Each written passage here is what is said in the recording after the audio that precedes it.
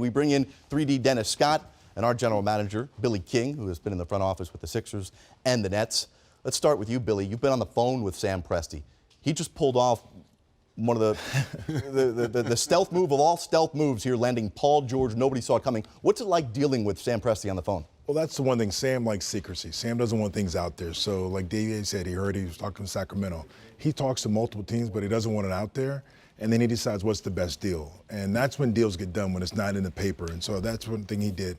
He probably been talking to Indiana for a while, working on it, seeing what else he can get from Sacramento, other people. But when he saw this on the table, and Pritchard probably knew, okay, I want to get this done now, they agreed and got it done quietly and quickly. All right, DA, we're going to get back to DA here in a bit with some more news in a moment. But 3D, everything is as Daryl Morey put it, a weapons race. So let's look at this arms race and say, you know what Golden State is, right? You know what Cleveland is. You know what Houston has begun to do. What does Paul George and Russell Westbrook do for you in the landscape of 17-18 basketball? Well, I think it takes so much pressure off of Russell now. He can say, wow, I don't have to do everything. Well, yes, will he accept that? I think he will when you bring in a guy like Paul George. If you're bringing in some guys with some fluff, arguably one of the best two-way players we see every night, then maybe not. So when he walks through the door, he can say, you know what, offensively, hey, Paul George, go get us a bucket. Go get us to the free throw line. Go take over a quarter for us. He can do that. I think some of that pressure will go. Well, also, remember, everybody talked about when they took Russell out of the game, the team dropped. Now you have Paul George in the game, so when you take him out of the game, Paul George can take over. And the fact, you look at Oladipo as a nice player, but he wasn't a great shooter. Right. Now you have Paul George. When he penetrates and kicks, now you got somebody who's going to knock that shot down. Also, and he's a guy that gets the respect of the other referees and the players on the floor. So that, I think, you think about when they played in the playoffs. They had a violent fight. They played hard. Now you add another player to them, and I don't think Sam's done, but he's not going to do anything crazy. But he's not done. He's going to keep tinkering and try to make this team better. Thinking back to USA basketball last year and talking to Coach K, a guy you know pretty well at Duke, and he was comparing Paul George to the closest thing he's seen since Grant Hill, the versatility, the ability. He's not known as a ball handler, right? But somebody, Oladipo, they wanted to put the ball in his hands, and sometimes it just didn't work very effectively. Late game situations, how many times we say, Russell, who are you passing to your point? Oladipo's not knocking down shots. But when in doubt, you know if you give Paul George the ball, he can get to his spot or get fouled. That takes so much pressure off of Coach Donovan, where now, late game situation, you can give the ball to Paul, something good can happen. But they struggled with Durant, and we're not ready to say Paul George is a better player than Kevin Durant, right? It's a different style. Yeah, okay. It's a different style, and I think that's what we have to get used to. But I think when you put all these guys on the table, you say to yourself, can Paul George make everyone else better? And I think that's what Russell showed us. Now you have another guy that can do that. That's just way more easier late game. And if you think about this, Sam took Ibaka, traded into Orlando, got Oladipo in a pick, and now he's taking that and was able to get Paul George. So he before he knew he was going to lose Ibaka, he moved him because he didn't, wasn't going to re-sign him, and was able to get an asset and move it on and get another player. So he was thinking far ahead that Ibaka's not on my future plans. I got to get a younger player, signed to a contract, and now he's a tradable asset. Quickly, I want to get your thoughts with the way we were going to start the show. predicting that this has become trade season, not free agent season. Why the seismic shift? Why did the general managers get together and say, we're going to blow up how we formulate a roster? Well, because I think this free agent class is not as good as it was last summer. So if people are looking at it, all right, there's only a certain amount of money out there. Who are you going to sign? There's only a couple of guys going to pick places. So you look at who is possibly going to be available: Chris Paul, Jimmy Butler. So you try to acquire those guys, and you try to do it before free agency. So now you know, okay, we got a player. Now we can plan on who else we're going to sign to fill out the roster. Appropriately enough, fireworks to start the 4th of July holiday weekend. Paul George is headed to Oklahoma City to team with Russell Westbrook. We've got a very special breaking news update as we get even closer to the witching hour when free agency, which is supposed to be the story this time of the year, is put on the back burner.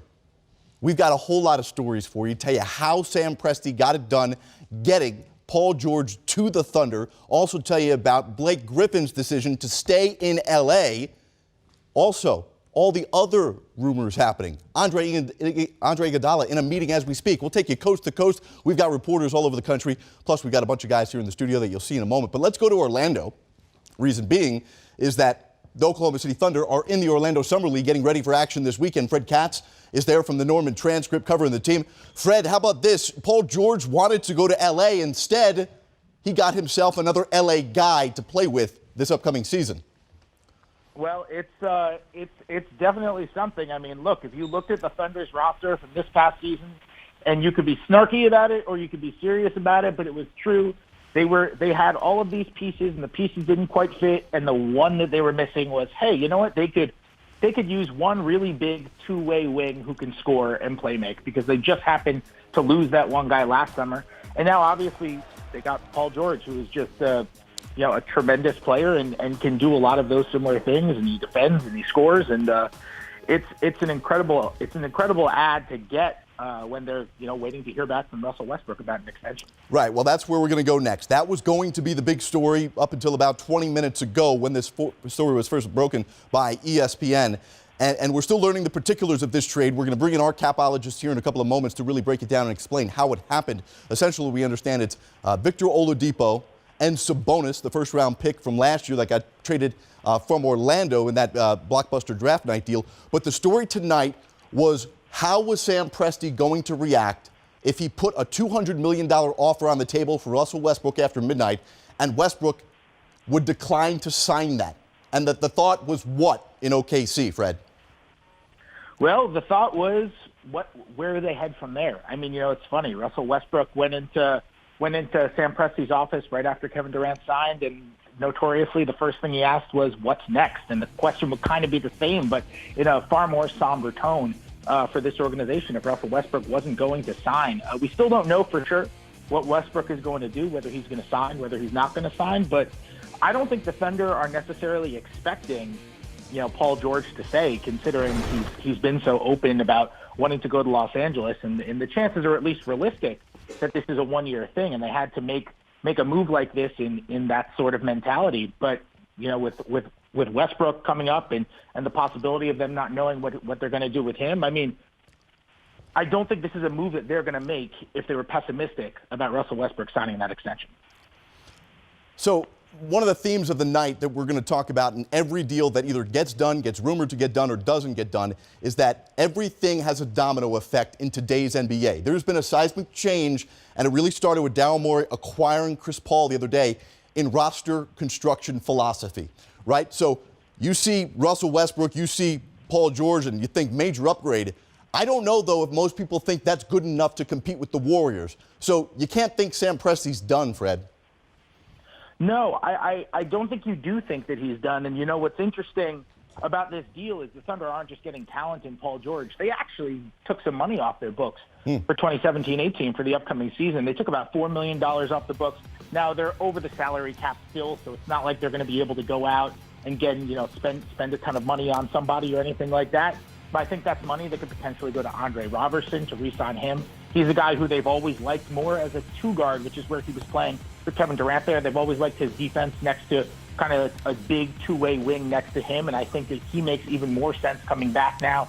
I think their ability now, because they're going up against the luxury tax, I think their ability now to be able to use that full mid-level exception, maybe bring in a backup point guard, bring in somebody else. I think these are all distinct possibilities for them now, because if you've got 1 year of Paul George, this is a win now move. Right. And if you've got 1 year of Paul George, then it would make sense to have a couple other win now moves around it. Fred, last one. Tuesday marks the somber year anniversary of Kevin Durant bolting from OKC. How much different do you believe the feeling is in the city, in the state of those basketball fans today than it was nearly 1 year ago? Oh, I think it's extremely different. I've been saying all year, I think maybe the most of all the amazing things that Russell Westbrook did in his MVP season, averaging the triple-double and taking the team to 47 wins and whatever you want to pick is the most impressive thing that he did this year. To me, the most impressive thing that he did was he kind of took the storyline away from Kevin Durant isn't in Oklahoma City anymore. And that was something that we kind of all thought. Everybody thought the storyline all year was going to be, how are the Thunder going to fare without Kevin Durant? What's the future of this organization without Kevin Durant? And Westbrook was so, the flash of Russell Westbrook was so incredible, so hard to look away from, that he kind of turned that into still a story, but, story 2 or story 3 or story 4 of the season. And I think now when you get a player the caliber of Paul George, whether you think he's top 10, top 15, or whatever, he's a 3-time All-NBA player, This is a team that I think it will certainly be exciting to watch, and it's certainly going to be interesting. And I think you have to imagine that Sam Presti has given a jolt of energy to that fan base. I mean, there's no question. Paul George is headed to Oklahoma City. Many felt like, as we bring in Eric Pincus, our capologist again, many felt like if Paul George was going to go anywhere but L.A., it had to be Boston, right? They had everything that Indiana wanted. They had rotation players. They had draft picks to give them. What happened? What happened, right? Well, the Pacers are patient. They don't have to make a move. And to what Billy King said, this is, I mean, he knows what he's talking about. This is a team that is right there. They're already the best team in the East. Regular Boston season. is, right. Boston, Right. absolutely. Regular season. Now, regular season doesn't count, right? You want to, but they're already right there. Who else is out there? Now, they still have the picks that they've gotten, Jason Tatum. They still have the Nets pick. They still have flexibility. They have somewhere in the neighborhood of $25-ish million to spend. If they need to get to a max spot for Gordon Hayward, they can get there. They don't have to gut the team to do it. Now, to go get Paul George and Gordon Hayward, now you're talking about really trimming that down. But Hayward's out there. Blake Griffin, I think, might have been plan B. It sounds like he's returning to the Clippers. So maybe plan B's gone, but they still have an option at plan A. But still, this is a team that has a lot. I mean, they have so many picks. They have the Lakers pick or the Kings pick that they got when they made the deal with Philly. They have the assets still. They don't have to panic. But Celtic fans were hearing that year after year after year. But they were in the Eastern Conference Finals. Okay, right there. But do you really feel like they're that close to beating the But Cavaliers? how long is LeBron going to be there? Well, that's a great point. And at that point, are these young Celtic players ready to mature? Maybe are they on their second contract? Right. But first, I want to get to something here to kind of get ahead of ourselves, which I think is important as to why Celtic fans were so passionate about Jimmy Butler, about Paul George. It's that it wasn't this summer. It's next summer that is truly their big summer, because Isaiah Thomas, Avery Bradley got to get paid. You'll start to find out if these young guys who you drafted are ready to assume a star role. Right. So they thought this year you could groom them with another star and you had yourself a chance. Well, I mean, I like the idea of Markelle Fultz as the guy to replace Isaiah Thomas, but clearly the Celtics didn't agree, and they wanted a forward. They got Jason Tatum instead. They made that deal.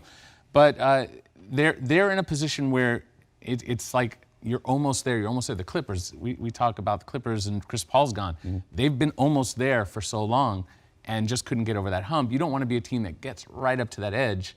You have an opportunity to maybe you trade one or two kids, something, and boom, you've got Jimmy Butler. To me, Jimmy Butler was even a better fit for that team than Paul George.